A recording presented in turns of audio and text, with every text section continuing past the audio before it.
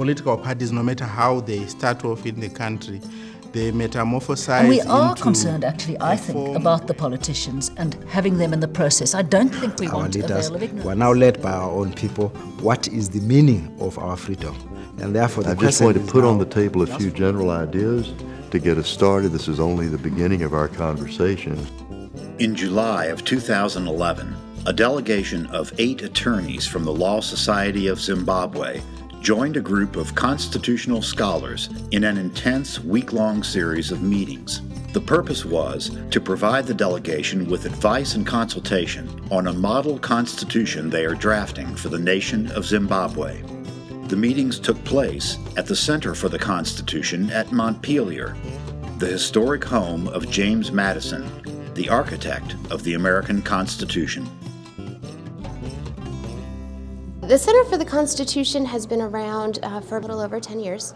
Our mission is to educate and inspire various audiences on the foundational principles of the American Constitution. We have expanded that recently to include international audiences so that we can use the American Constitution and its founding as a model for countries who are developing their own constitutions.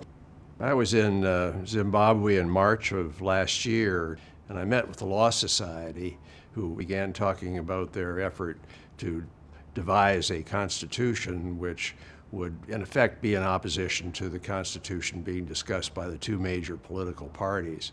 I went back to Montpelier and said, gee, this would be a wonderful thing for James Madison's home, the study of the United States Constitution, to have these people from Zimbabwe come and talk about the Constitution.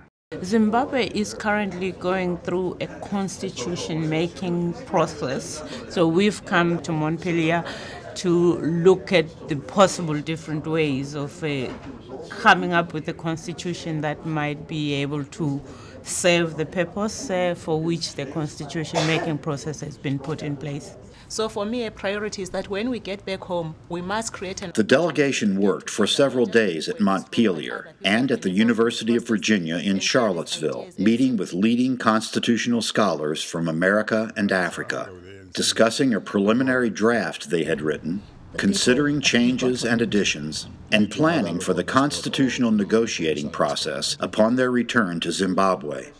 Well, I've sat at the elbows of constitution makers in some other countries, especially in the post-communist world, and I always try to resist the temptation to be a cultural imperialist, to assume that because something has worked in America, it's bound to work somewhere else.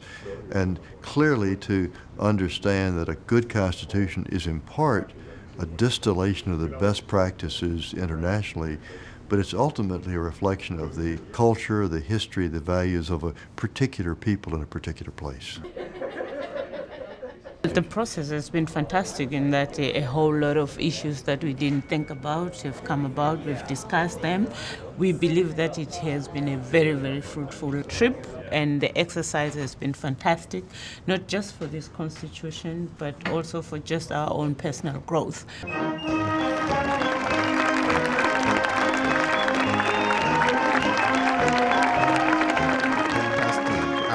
The way the program was designed was to get us to absorb and observe American life. So for 2 days we were able to be part of the festivities around the Independence Day, and throughout you could hear the liveliness or the aliveness of the American Constitution, and it was good to be able to dream also about our own Constitution one day becoming as enduring and as alive as the U.S. Constitution is. After their week of meetings with the staff and consultants of the Center for the Constitution, the delegation returned to present their model constitution to the people of Zimbabwe. I live very optimistic and excited, but at the same time I'm very realistic that if we're not going to be able to do it tomorrow, we will do it the day after. If not the day after, the one that follows.